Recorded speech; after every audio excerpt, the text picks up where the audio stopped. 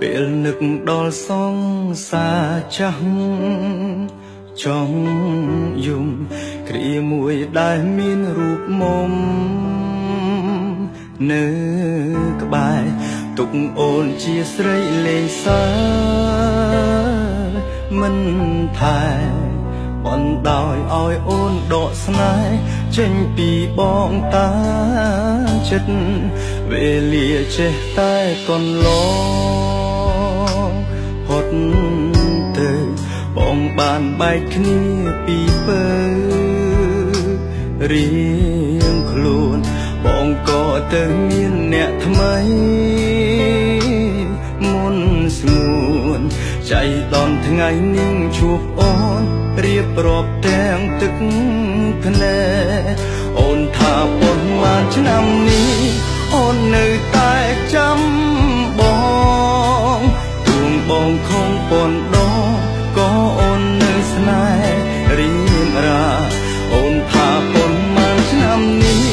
អូនមិនមានអ្នកណានាងក្បែរអូនមានតែភាពអាកាកុំដោជីវ៉ាចាំបងហេតុអ្វីមិនព្រមស្អប់បងប្រលឹងហេតុអ្វីអូនស្រក់ទឹកភ្នែកយ៉ា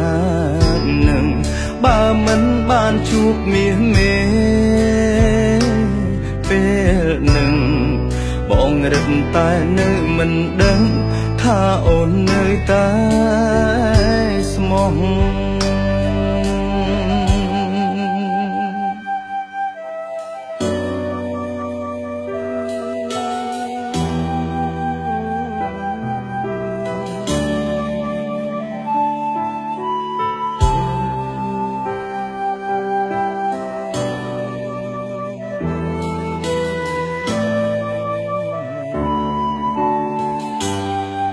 អូនថាប៉ុន្មានឆ្នាំនេះអូននៅតែចាំបងទួងបងខំប៉ុនដងក៏អូននៅស្នេហ៍រៀងរាអូនថាប៉ុន្មានឆ្នាំនេះអូនមិនមានអ្នកណានាងក្បែរអូនមានតែភាពអាកា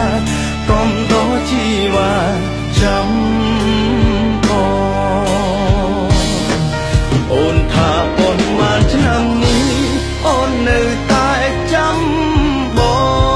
ងទួងបងខំប៉ុនដងក៏អូននៅស្នេហ៍រៀមរាអូនថាប៉ុន្មានឆ្នាំនេះអូនមិនមានអ្នកណានាងក្បែរអូនមានតែភាពអាកាកុំដោជីវ៉ាចាំបង